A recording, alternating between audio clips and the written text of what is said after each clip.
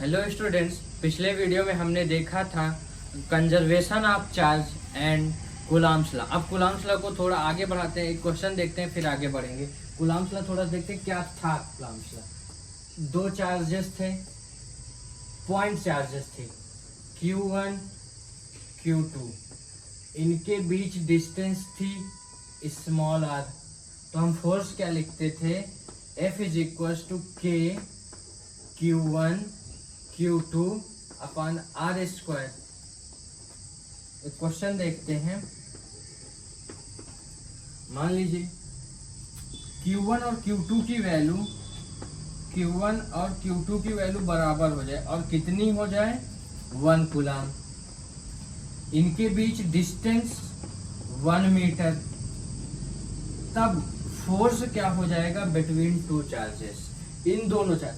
अब force between two charges, मान लीजिए 1 कूलम ये चार्ज, 1 कूलम ये चार्ज, 1 कूलम 1 कूलम, दोनों पॉजिटिव चार्ज, दोनों एक दूसरे को एक रिपल, ये वाला चार्ज इस पे कितना फोर्स लगाएगा, रिपल्सिव फोर्स लगाएगा। कितना लगाएगा निकालेंगे, किधर डायरेक्शन में लगाएगा, इस डायरेक्शन, रिपल्सिव फोर्स। ये वाला चाहे आप इसकी वजह से इस पे फोर्स निकाल लीजिए, चाहे इसकी वजह से इसमें फोर्स, दोनों सेम आएंगे, एक्शन रिएक्शन है। तो यहाँ से हम फोर्स निकाल सकते हैं, हमारे पास ये कितना है 1 मीटर। तो हम फोर्स निकाल सकते हैं के की वैल्यू आपको पता है 9 into 10 to the power 9 into 1 upon 1 square. ये क्या हो जाएगा, कितना आंसर जाएगा 9 into 10 to the power 9 Newton.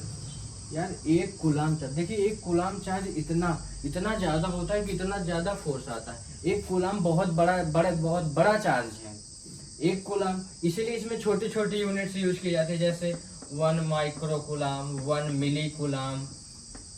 और आपने एक क्वेश्चन और मैं पिछले वीडियो पे कराया था कि एक कूलम चार्ज में कितने इलेक्ट्रॉन्स होते हैं, क्वांटाइजेशन से किया गया था Q is equal to Na, जहाँ पे आंसर आया था कि एक कूलम में लगभग 6 into 10 to the power 18 electrons होते हैं। मीन्स एक कूलम चार्ज बहुत बड़ी यूनिट है, मतलब बहुत बड़ा चार्ज होता है।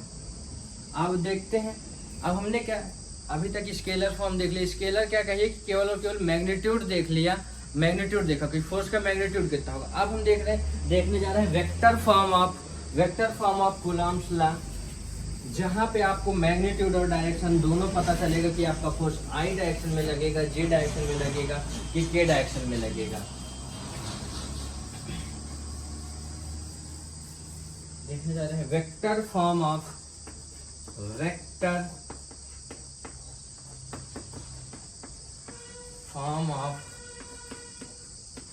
Coulomb's law.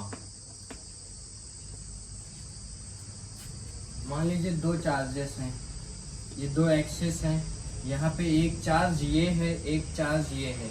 ये मान लीजिए Q1 चार्ज है, ये Q2 चार्ज है, ये Q1 चार्ज है, ये Q2 चार्ज है। इसका किसी का पोजीशन वेक्टर हमेशा ओरिजिन के रेस्पेक्ट में, ये ओरिजिन हो जाएगा, ओरिजिन के रेस्पेक्ट में इसका पोजीशन वेक्टर ये हो जाएगा, इसका पोजीशन वेक्टर ये हो जाएगा। इसको कह देंगे R1 वेक्टर, इसको कह देंगे R2 वेक्टर।